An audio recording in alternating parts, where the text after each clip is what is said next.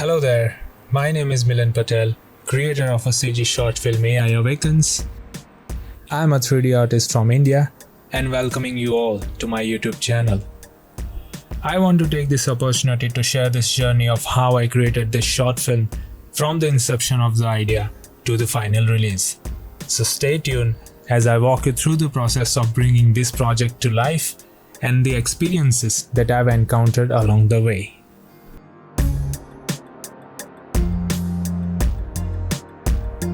Well, my journey as a 3D artist begins when I started learning Blender back in 2020. When it comes to sharing the art online, I always hesitated and doubted my abilities and refrained from putting myself out there until I believed I had something substantial to share. After 1 year of learning, I was at the stage where I could easily take up local or online freelancing work here. But I chose not to. As I mentioned before, since I hadn't posted any art, taking up such projects without a portfolio would have been challenging and almost impossible. It was almost end of 2022 where I finally thought that I have gathered enough skills and learnings, which made me some decent amount of rendered arts for my personal library. Now it's time to step into the spotlight of 3D community. That's when the idea of creating full CG short film took shape.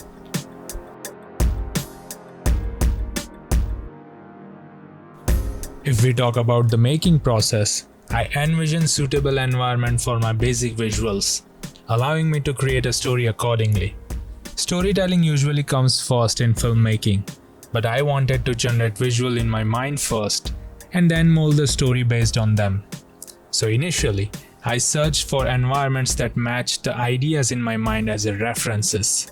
Basically, for the final draft I decided on 3 scenes, which were outdoor environments, and developed the story around them. Given the current buzz around AI, the idea of a clash between an artist and AI emerged in my mind, and the story gradually evolved on its own. Eventually, the story was finalized. However, a challenge emerged when for the first time in the story, the face-off between AI and the artist occurred indoor, contrary from the originally planned outdoor settings. Hence, the idea to craft a specific environment for this scene was conceived. Essentially, my story was locked in, and 4 locations or environments were decided. I have used software called StudioBinder for all the pre-production works. This is not a paid promotion, but I really like the software, so I'm sharing it. The special feature of this software is that if you write your script in the industry standard format, it automatically divides your script into different scenes when creating shortlist. This eliminates the need for extra effort when creating a shortlist. After completing my script, I comfortably created a scene-by-scene shortlist using this software. For instance, in my script there are total 45 shots. After breaking it down scene by scene, I designed visual for each scene, which is referred to as a shortlist. This means that we plan how we want to shoot each scene. I have included the link in the description, and if anyone is interested, they can check it out, this amazing software. What makes this software so good is its film standardized interface. You can assign image to your particular shot, you can set the description and note if you want, and you can customize inbuilt multiple tools, which makes filmmaking much easier task. I assign new camera every time for each and every shot and name it according to the shortlist. For an example, scene 1 shot 1 was named like S-1-1, scene 1 shot 2 was like S-1-2, and so on. And if I have to capture same scene from multiple camera or same shot from multiple camera, I name it like this. By this method, I was able to easily identify which camera was capturing which shot in my blend file. In addition, it helped me to keep my outliner and overall project organized.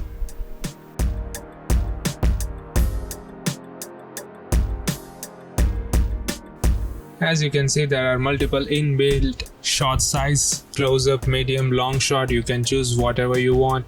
There is different shot types for camera heights and framing as well. You can choose whatever angle you want to be, and there is a movement as well for camera, like static, pan, tilt and any others. You can assign the location where this particular shot has to be captured from, and you can assign the node as well.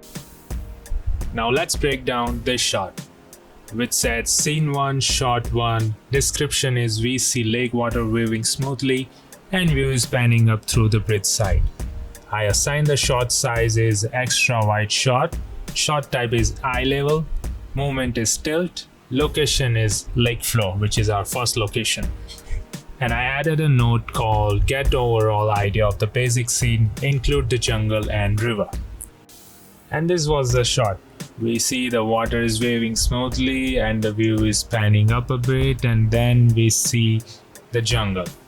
So it covers overall all the description that I assigned. Let's break down another shot which says scene 1, shot 3, car coming up on the bridge. I assigned the shot extra wide shot, shot type was overhead, movement is static, no movement, and location was lake floor. I added a note, car approaching middle of the bridge which has yellow lights on both sides. And this was the shot.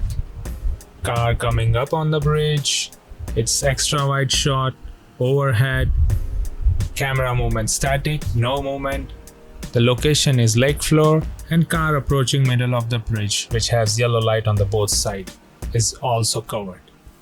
It looks pretty easy, but believe me, capturing multiple visuals from your mind could be quite daunting task if I hadn't shortlist. So make sure whenever you do big project, shortlist has to be there. It makes your life easier in terms of approaching a big project. In film shooting, the place used for such purpose is called a set or floor. I have named my 4 location in a similar fashion. First, lake floor, where this first appearance of my protagonist happens. Second, forest floor, where he starts driving for somewhere and car hit took place. Third, indoor floor, where they're facing each other. Fourth, mountain floor, where final battle begins. As you can see, I have provided the outside view of the house here in mountain floor scene. But the catch is, there is nothing inside it as far as this scene is concerned. For the indoor floor scene, I have modeled them separately, because the mountain floor scene itself has a large scale geometries. On the other hand, it focuses just a bit on the external view of this house, which is why I have divided my entire story environment into 4 parts to ensure that the scenes are not overly complex, allowing the viewport to run smoothly. This way, the rendering and processing of the scene won't be too heavy at any given time. Then I began creating the scenes from the scratch. Building each scene was a lengthy and a time-consuming task. I don't exactly remember how much time it took me to create all the scenes for the first time. But let's assume that the third part represents the modeling duration for the entire project. After that, the animation part followed, and then the rendering process. These 3 tasks consumed the majority of the project time. As far as my protagonist is concerned, I have used Reallusion's Character Creator 4 for creating my character. If you are not a character artist and still you want to try your hands on something that looks so promising, then you should definitely check out this amazing software. In my case, I have used the default character and modified it according to my need. Lastly, I just removed his hair to get him more of a stud look. I modded this sci-fi Mike prison stuff and made him wear so that it feels like he was in some kind of prison.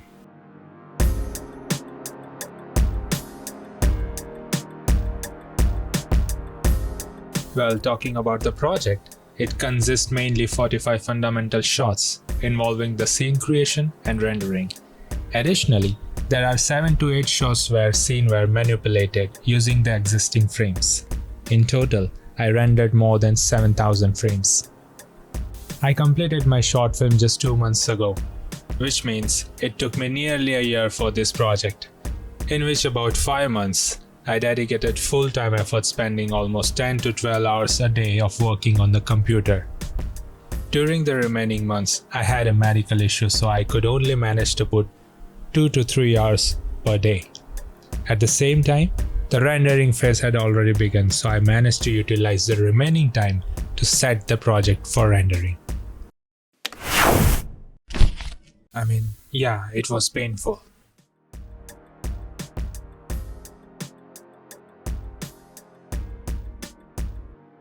This has been an incredible journey for me as a 3D artist. I have learned a lot before and during the creation of the short film.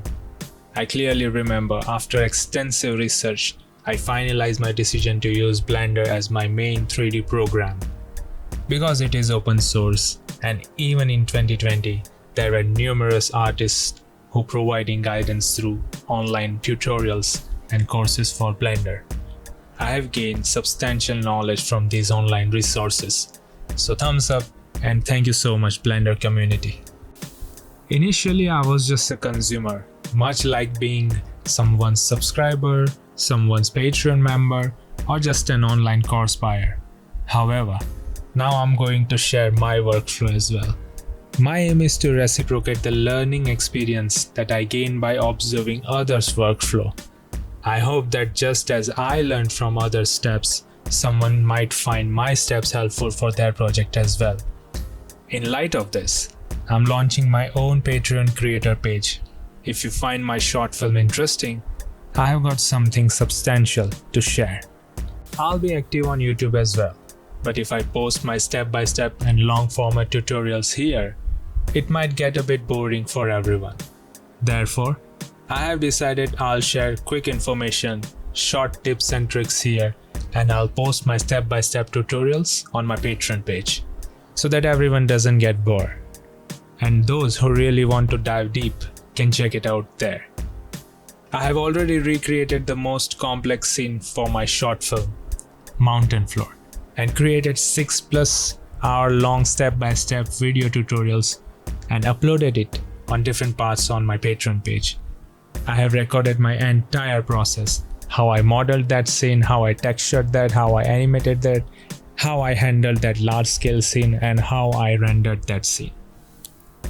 If you have been using Blender for around a month and have a basic understanding of its interface, 3D concepts, textures, rendering, and some basic modeling techniques, believe me, you can comfortably follow those steps and recreate that same scene on your own from scratch.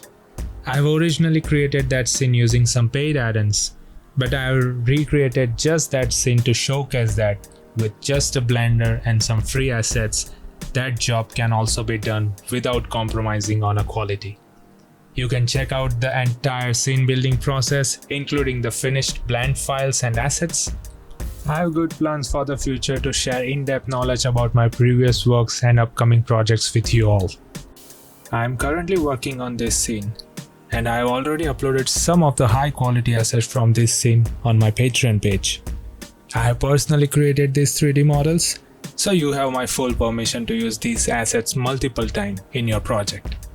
I have placed the link in the description for you to check out. Thank you all who have watched my short film, and if you still haven't, link is in the description. Watch it and get me your thoughts on it. It truly motivates me to create more content that you will enjoy, and if you feel like going that extra mile to support my work, you can head over to my Patreon page. All the link is in the description below. If you like my work, please like, share and subscribe my channel, and stay tuned for more exciting content. And don't forget to think, create, render and repeat.